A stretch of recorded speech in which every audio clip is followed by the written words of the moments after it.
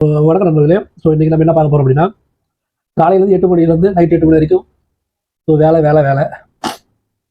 அது ஒரு டைலாக் என்னென்னா, காலையிலேருந்து சாயந்தரம் நைட் 8 மணி வரைக்கும் பணத்துக்காக உழைக்கணும். அதை நட்டு 8 மணிலேருந்து 10 மணி வரைக்கும் சாப்பாட்டுக்காக உழைக்கணும். ஸோ சமைக்க தெரிஞ்சவங்க தப்பிச்சுப்பாங்க, சமைக்க தெரியாத வேறு வெளி கிடையாது, ஹோட்டல் தான் சாப்பிட்டாலும். ஸோ இன்றைக்கி நம்ம அந்த சாப்பாடை பற்றி தான் பார்க்க போகிறோம். ஸோ என்ன சமையல் செய்யலாம்னு சொல்லி யோசிச்சுட்டு வந்துருந்தேன்னா, ஸோ அப்போது நம்ம இன்ஸ்டாவையும் பருத்தி போட்டுட்ருக்கிற இன்ஸ்டாகிராமை பருத்தி போட்டுட்ருக்கிற நம்ம கோயம்புத்தூர்காரர் வணக்கம் கண்டு சேனலில் ஈஸியாக வந்து உப்புமா செய்யுது அப்படின்னு சொல்லி பார்த்தேன்.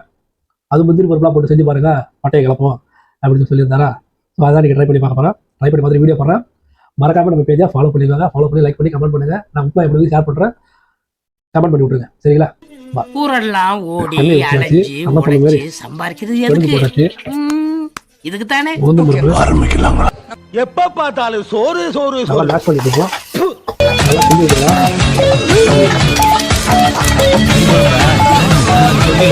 அப்புறம் வெட்டி செய்வது கேரட்டு பீன்ஸு.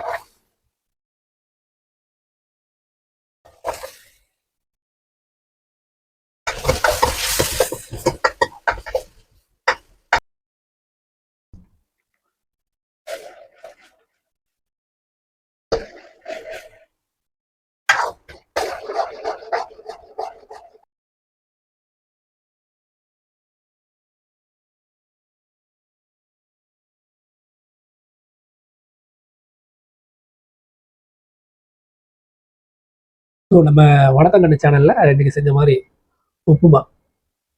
ஸோ அண்ணன் சொன்ன மாதிரி முந்திரி பருப்புலாம் போட்டு சாப்பிட்டு பாருங்கள், நல்லா இருக்கும் அப்படின்னு சொல்லியிருந்தாரா. அதான் நீங்கள் வந்து ட்ரை பண்ணிட்டேன். ஸோ பாருங்கள், டேஸ்ட் பண்ணி பார்ப்பேன்.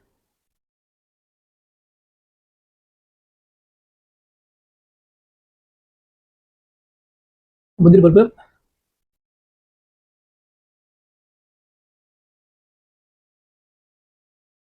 நிஜமாவே இந்த உப்புமா நல்லா தான் இருக்குது.